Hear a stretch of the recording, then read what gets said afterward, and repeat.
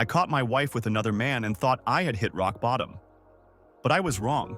The real nightmare began when I learned the identity of her second lover.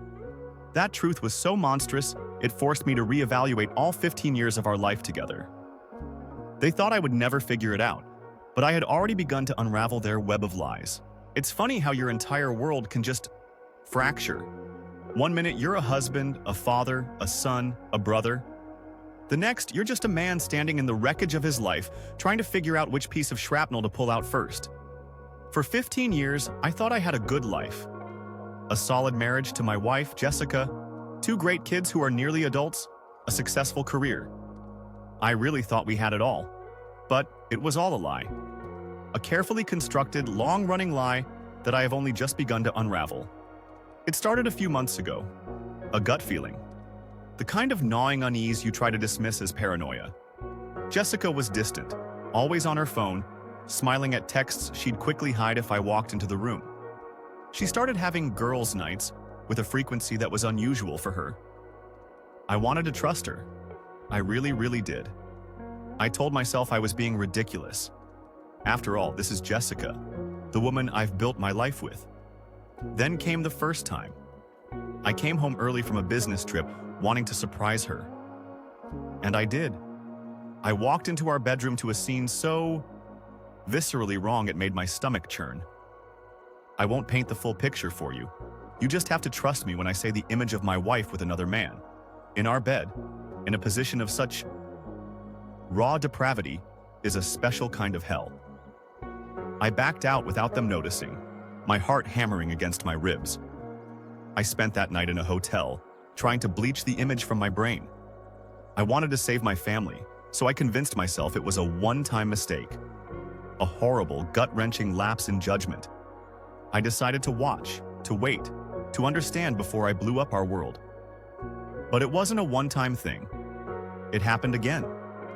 This time in the guest room. I had installed a couple of discreet security cameras after the first incident, telling myself it was for security. The truth is, I needed to know. I needed proof that my eyes hadn't deceived me, and I got it. The footage was even more sickening than what I'd seen in person. The sheer lack of respect, for me, for our home, for our marriage. It was breathtaking. The man I discovered was someone from her past, an old flame, a bad boy type she had a history with.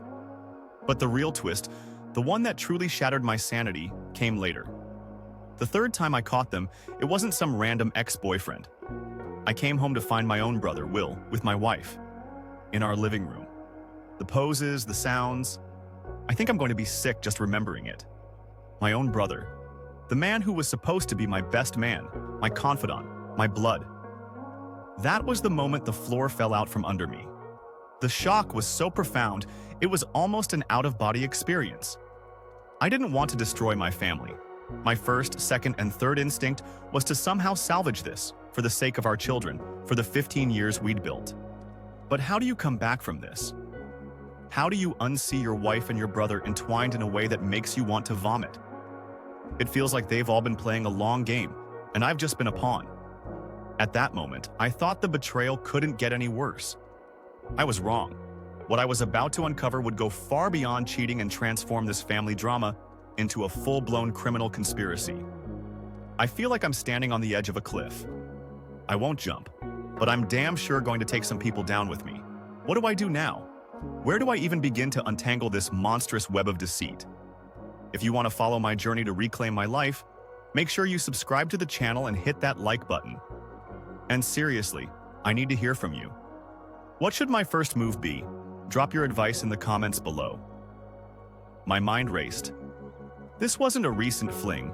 This was a long-term, calculated operation. They weren't just cheating. They were stealing from me, from our family. I saw payments for hotel rooms, expensive dinners, gifts. But there was something bigger. A significant portion of the money was being moved into a holding company I'd never heard of. My investigation hit a wall. The company was a ghost, an LLC with a registered agent and no other public information. It felt like a dead end. I spent days staring at the paperwork, the numbers blurring together, the rage building into a cold, hard knot in my stomach. I knew I was missing a piece of the puzzle. Then I remembered something my mother, Sarah, said a few months ago. We were at a family dinner, and she was praising Will for being so business savvy lately. You know, your brother is really making some smart moves. He's got that new consulting business. So proud of him. At the time, I didn't think anything of it. Will has always been a bit of a drifter, jumping from one failed venture to the next. The idea of him being a savvy businessman was almost laughable. But now, her words echoed in my head. A consulting business? It was the missing link. With a bit more digging, I connected the dots. The Ghost LLC was his. My wife was funneling our money into my brother's sham company. But why? What was the end game? Were they just bleeding me dry, or was this part of a bigger plan? I thought I had hit rock bottom when I found out about the affair and the financial deception. I was naive. The bottom is much, much deeper than I ever could have imagined. Following your advice, I started looking into my mother. It seemed impossible. My own mother conspiring against me? It sounded like something out of a twisted soap opera. But the more I looked, the more the horrifying truth began to take shape. I hired a private investigator, an old school guy, a former cop named Eric. He was expensive but worth every penny. I gave him everything I had, the financial records, the LLC details, the names. I told him to focus on the connection between my brother and my mother.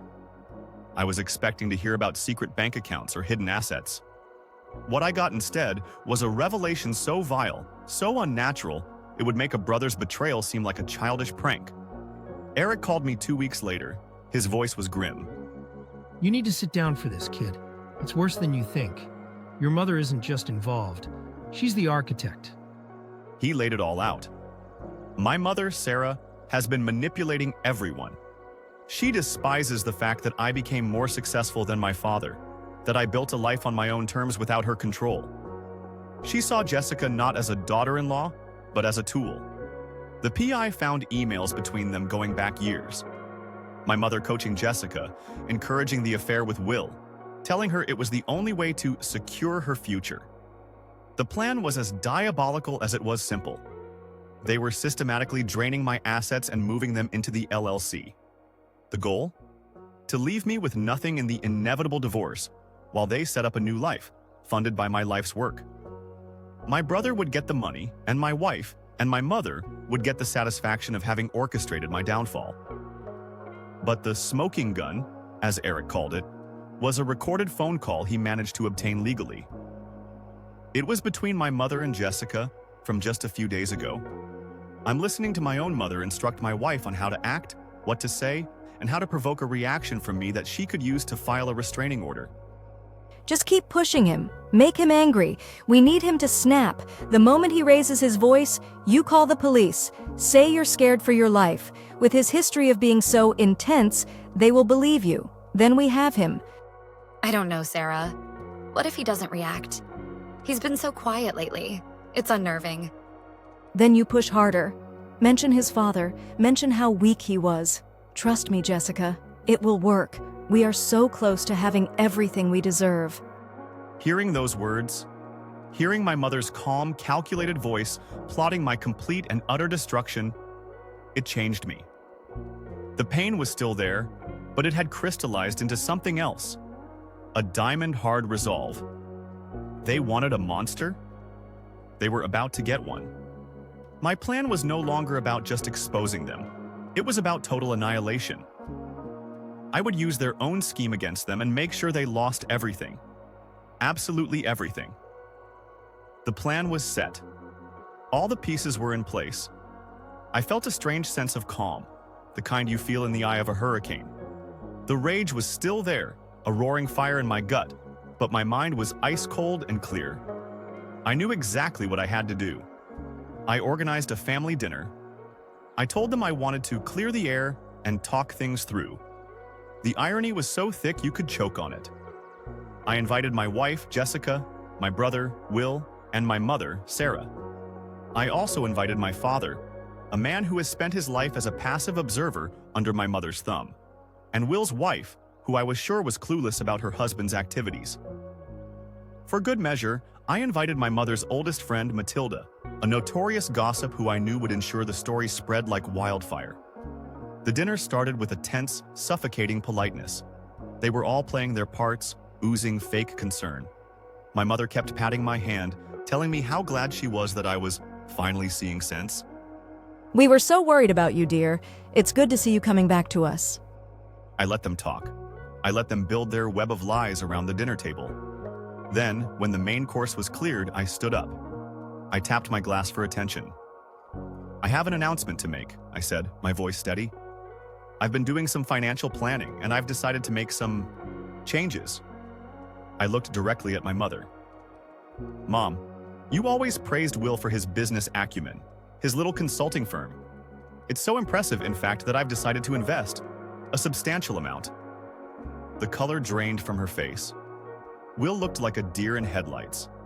But first, I continued, pulling a folder from my briefcase, I think we should all review the company's performance. I handed out copies to everyone at the table, including Will's wife and Matilda. Inside were the bank statements from the secret joint account, the credit card bills filled with hotel trysts and lavish gifts, the transfers to the Ghost LLC. Will's wife gasped, her hand flying to her mouth. Matilda's eyes were wide, darting from the papers to Will to Jessica. But I was just getting started. Of course, a business needs strong leadership, I said, turning my gaze to Jessica. And Jessica, your leadership has been truly inspiring. I then played the recording from the PI. The whole table listened in stunned silence as my mother's voice filled the room, calmly instructing my wife on how to frame me for abuse. Just keep pushing him. Make him angry. Say you're scared for your life. The silence that followed was deafening. My father looked at my mother as if seeing her for the first time in 50 years. Will's wife was openly sobbing.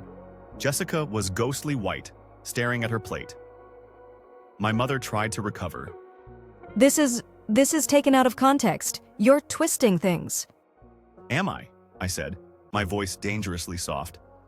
Am I twisting the multiple occasions I came home to find my wife and my brother in positions that would make a sailor blush?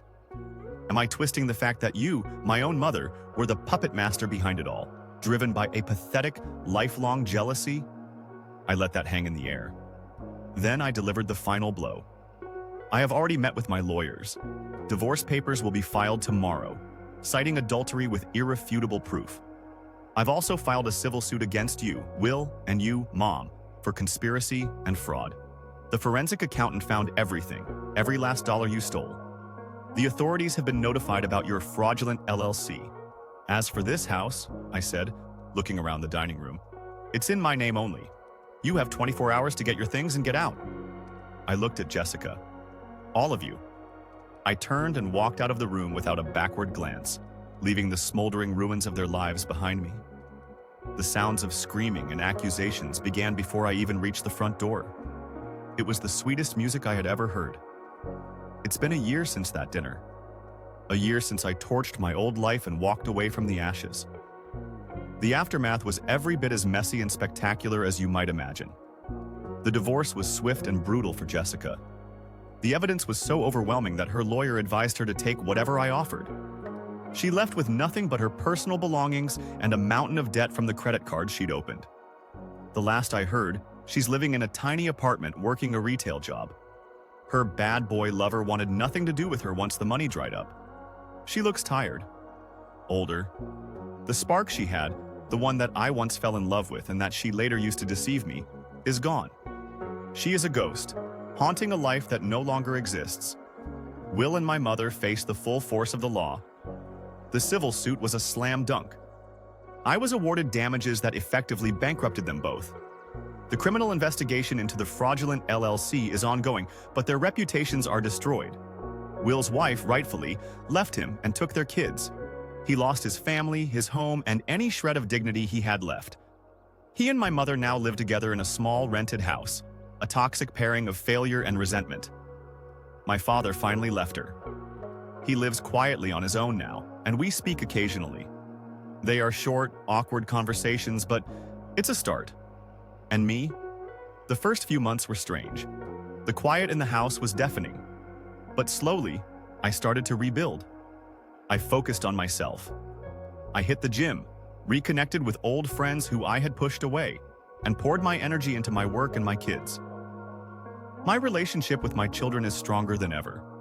They saw the truth for what it was, and they stood by me. I learned a lot from this inferno. I learned that you never truly know people, not even the ones you share your blood or your bed with.